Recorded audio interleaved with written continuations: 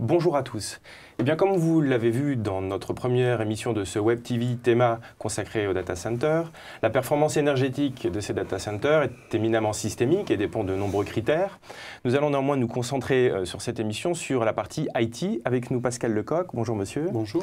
Vous êtes le directeur des services data center chez HP France, qui propose des solutions complètes de data center, incluant des services et du matériel évidemment. Avec nous également, Bernard Lecanu. Bonjour monsieur. Bonjour. Vous êtes consultant et vous êtes le président de l'EDCA, qui est l'Association européenne des data centers. Alors monsieur Lecanu, on va commencer avec vous. Pouvez-vous nous rappeler quelle est la part de l'IT dans la consommation d'un data center et comment on la chiffre? Alors, la part dans la construction d'un data center, dans les budgets de construction d'un data center, se situe aux alentours de 10 à 14% suivant les types d'installations que vous mettez en œuvre, suivant que ce soit du cuivre ou de la fibre optique au niveau de l'infrastructure. Et puis, comment on la chiffre? Eh bien, c'est souvent, et entre autres les bureaux d'études, qui déterminent avec le client la technologie à mettre en œuvre. Et comme je vous l'ai dit, il est clair que si vous mettez des infrastructures fibre optique au niveau des centres IT, je ne parle pas de la partie télécom, mais du partie IT, votre coût d'implantation sera beaucoup plus élevé que si vous mettez du cuivre. Alors, Par on contre, rentrera dans ce détail un petit peu après. En termes de fonctionnement, la consommation énergétique de l'IT serait partie comment? la partie salle se situe à 20% à peu près de la consommation énergétique de l'ensemble du data center. D'accord. Donc Je pense. Vous me reprenez si je me trompe. Peut-être un petit peu plus. Un peu plus. Mais évidemment, ça dépend intimement de la performance du data center. Voilà. Et voilà, on retombe toujours dans notre côté systémique, c'est-à-dire qu'effectivement, si on arrive à baisser cette proportion, on va également réussir à faire baisser d'autres postes de consommation. Absolument. Alors, où se trouvent les gisements d'économie dans l'IT, justement? Est-ce que c'est sur les serveurs eux-mêmes? Est-ce que c'est sur leur organisation? Alors, où est-ce qu'on peut travailler le plus facilement? Tout à fait, ça va se situer à plusieurs niveaux. Je dirais, grosso modo, lorsqu'on s'attaque à la partie IT, donc je ne vais pas parler de la partie infrastructure data center, mais bien équipement IT. Donc sur ces équipements IT, on va travailler à 3 niveaux essentiellement. Il y a un premier niveau qui est très lié à de la recherche, quasiment lié à de la recherche fondamentale, qui est comment faire en sorte qu'un serveur consomme moins d'énergie. Donc c'est sur le développement du hardware lui-même, donc sur le développement du processeur, et l'intégration du processeur dans son environnement serveur, sur le développement des cartes d'entrée-sortie,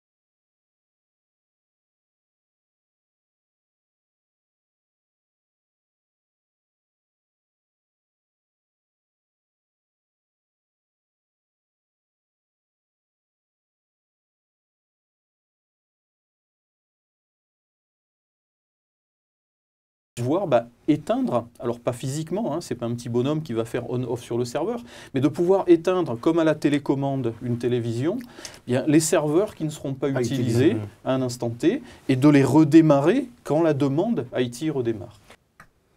Mais alors justement, si on compare un vieux serveur, comme vous le disiez, qui a 3 ans, et un serveur up-to-date, quel différentiel de performance énergétique on peut s'attendre à trouver grâce à ces 3 couches d'intelligence? Alors, on ne va pas parler de la 3e, parce que là, c'est inhérent en fait à la manière avec laquelle est exploité le cluster de machines virtuelles et donc l'application. Typiquement, un site de commande en ligne sur le web qui ne va pas être utilisé la nuit.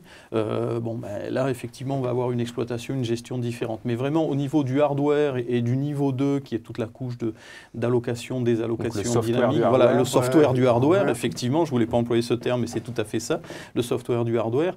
On va avoir des augmentations, on va dire, de performance, de génération en génération, qui vont être de 30 à 40% si on compare les kilowatts consommés, ramenés aussi, il faut le ramener à la puissance de traitement, parce que la puissance de traitement évolue aussi. Donc ramener à une puissance de traitement équivalente, on a des gains entre les différentes séries de serveurs, donc une amélioration de l'ordre de 30 à 40%. D'accord.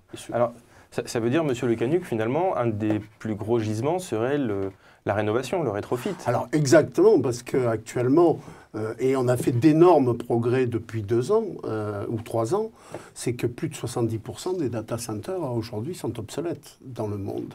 Le mot, obsolète. Obsolète, obsolescence complète. C'est-à-dire une énorme source d'économie d'énergie. Et je vais vous donner un exemple chiffré, si vous voulez. Je ne donnerai pas le nom de la société, parce que je n'en ai pas l'autorisation, mais il y a une société qui a investi ou restructuré complètement ses salles IT il y a 1 an de cela. Donc rééquiper complètement ses salles IT avec de nouveaux serveurs. Et en économie d'énergie, ils ont 24 data centers. Et en économie d'énergie qu'ils ont réalisé au niveau européen, l'investissement a été en retour sur investissement de 1 année. Donc vous c'est clair. Alors, récemment, j'ai été visiter puis faire homologuer dans le cadre de l'European Code of Conduct un data center dans lequel je leur ai dit surtout gardez vos serveurs, ils font partie des musées. C'est des serveurs qui étaient là au moins depuis 10 ans. Et donc quand on voit les serveurs aujourd'hui et les serveurs qui étaient utilisés il y a quelques mois de cela, eh bien, on se rend compte qu'une génération totale est passée. Et là aussi, cette société va tout de suite indiquer coût énergétique 30% en 2 mois. Alors, est-ce que ça fait partie du Code of Conduct Alors non, la partie IT fait partie du Code of Conduct, qui est et je reprendrai ce que M. Pascal Lecoq a dit tout à l'heure, et je suis tout à fait d'accord avec lui. Donc je suis membre, moi, de la Commission européenne dans le cadre de l'European Code of Conduct. La partie IT est un des 9 paragraphes qui est étudié par la Commission européenne. Aujourd'hui, vous savez qu'il y a 230 data centers en Europe qui sont homologués.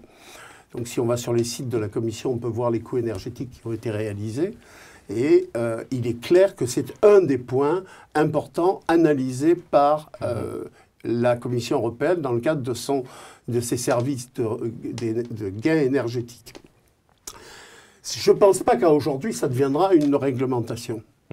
Si les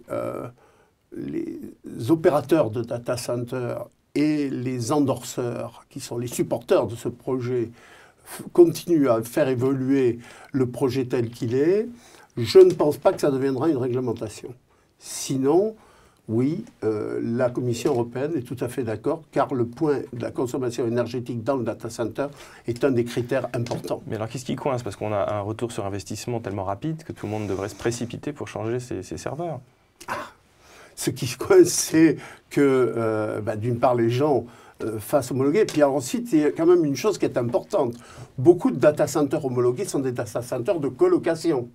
Or, la partie serveur à l'intérieur des salles IT n'appartiennent pas à l'opérateur de data center. Elles appartiennent à leurs clients, si vous voulez. Et les clients, aujourd'hui, sont libres de mettre les serveurs qu'ils veulent, puisqu'ils payent l'énergie à l'entrée de la salle qu'ils ont louée, si vous voulez. En général, dans tous les nouveaux data centers, il est clair que ce sont des serveurs performants qui sont, énergétiquement parlant, qui sont mis en œuvre. Mais il existe encore, dans le monde, 70% de data centers qui sont obsolètes. À tous les niveaux, d'ailleurs. La partie dont qu'on n'aborde pas aujourd'hui, qui est la partie, comment on dit en anglais, mechanical and electrical, et la partie IT, bien entendu. D'accord. Alors justement, revenons sur cette partie IT. Vous disiez tout à l'heure que lorsqu'on démarre un serveur, il consomme finalement plus que son utilité CPU. Oui. Donc en fait, ce n'est pas linéaire.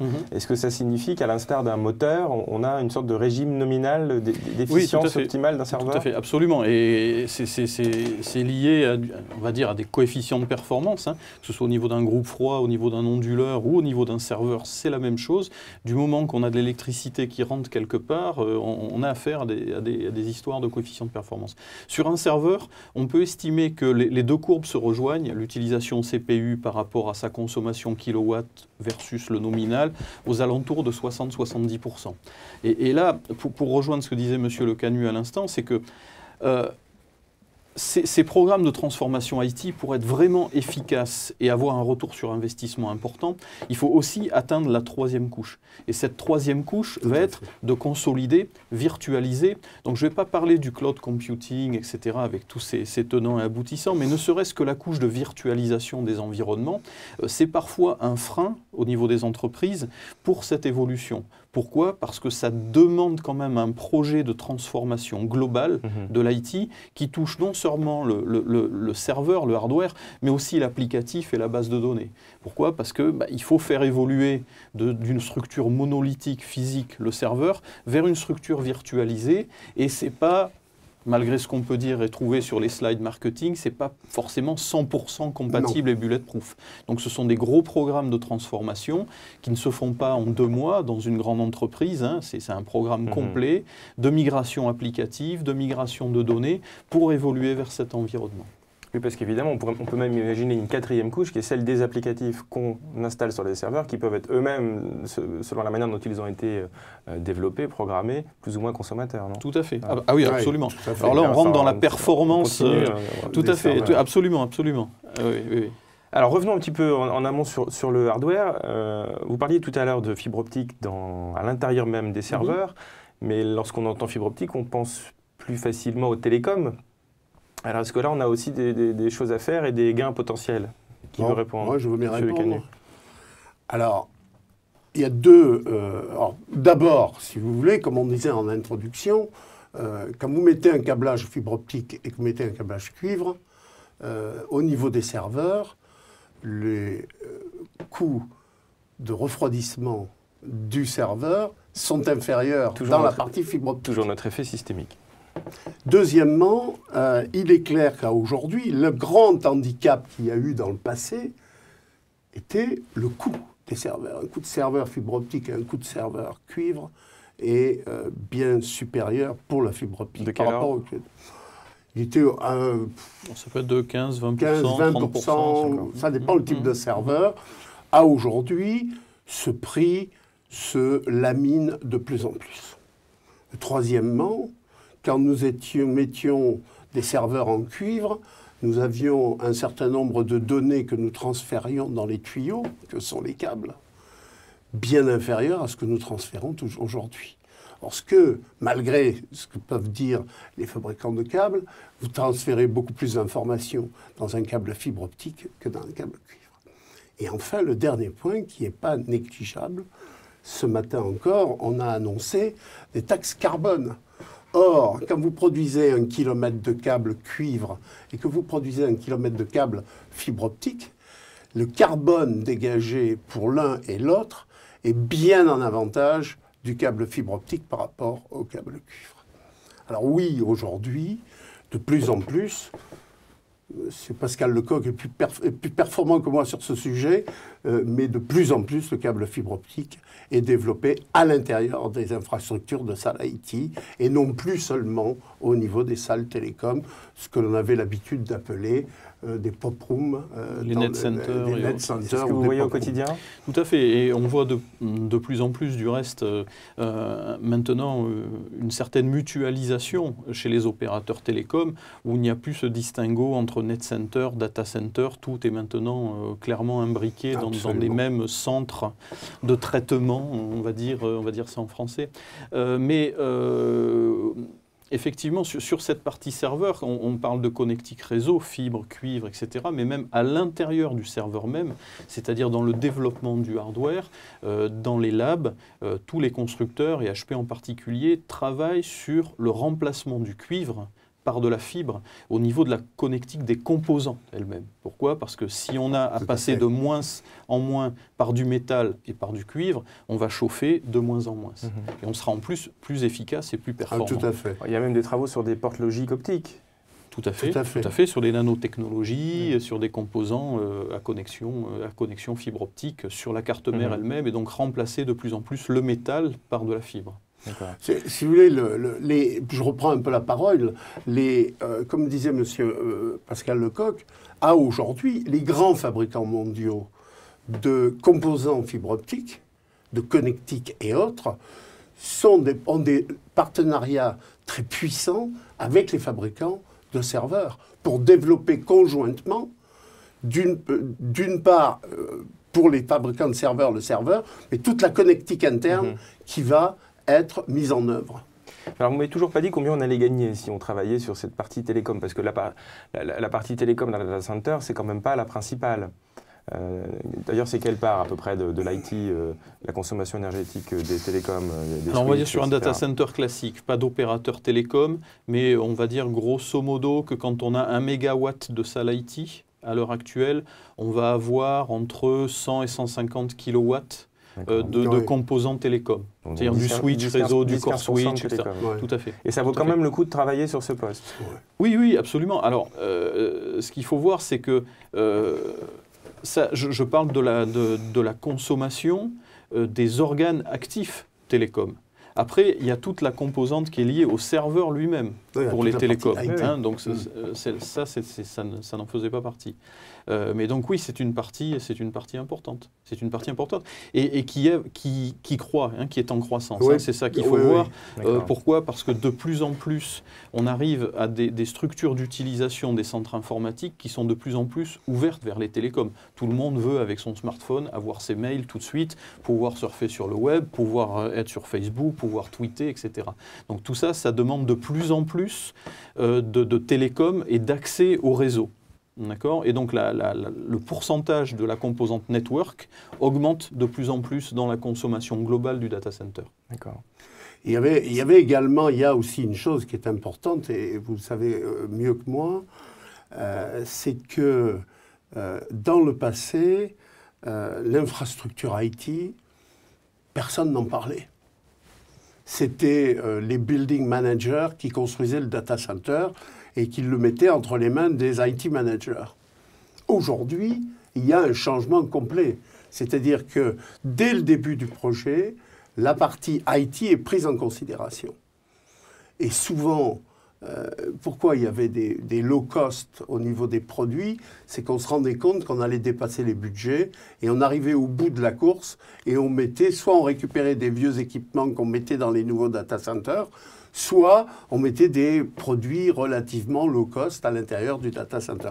Il y a eu une véritable prise de conscience au niveau des grands opérateurs de data center de faire participer leur IT manager au niveau de la conception du data center. Alors ça, c'est valable pour le neuf. Est-ce que ça veut dire que... Est-ce qu'il est aussi intéressant, par exemple, de passer toute la partie network en fibre optique, en rénovation? Est-ce que ça vaut le coup?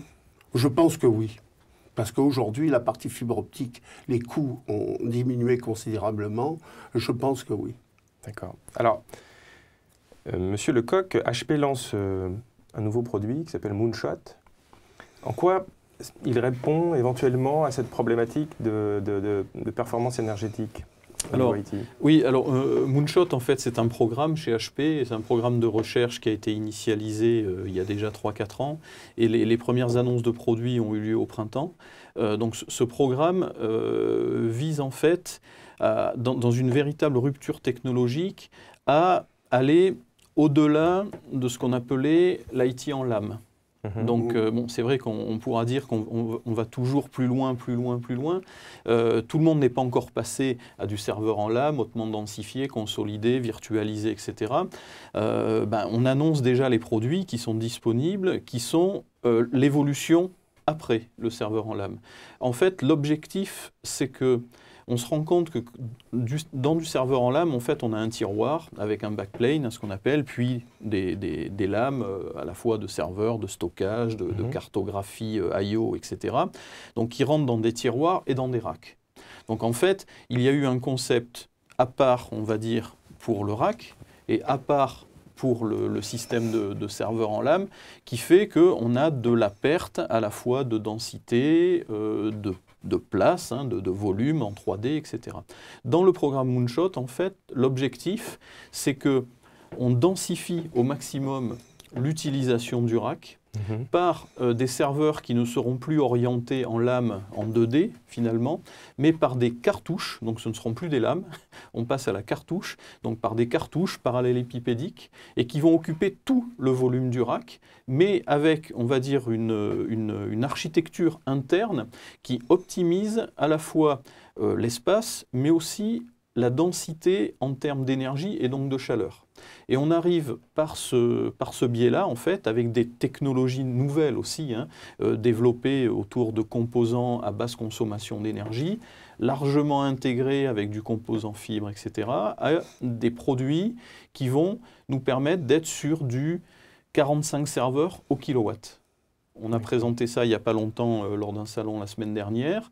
À l'heure actuelle, vous prenez un rack de Blade avec 16 serveurs en lame. Ces 16 serveurs en lame vont consommer à peu près 4 kW, 4 kW et demi. D'accord. Donc là, on parle de 45 cartouches qui vont consommer 1 kW.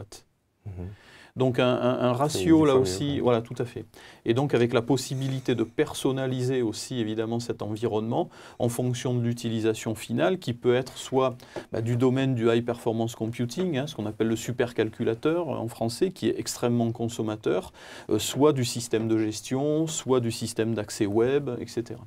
Donc là, le gain s'effectue sur l'IT lui-même et aussi, visiblement, énormément sur ce troisième niveau dont on parlait tout à l'heure, puisque vous allez pouvoir adapter la structure même du serveur en fonction de son besoin. Donc on sera toujours au nominal dont on parlait tout à l'heure. Exactement, et nous lançons en parallèle de ce programme Moonshot, en fait, des programmes de customisation, de personnalisation du hardware lui-même, donc avec les entreprises clientes, de manière à pouvoir personnaliser le comportement de ces cartouches en fonction de est-ce qu'on va être plutôt dans du supercalculateur, est-ce qu'on va être plutôt dans du système de gestion base de données, est-ce qu'on va être plutôt vers du cloud, de l'accès web, ce genre de choses-là.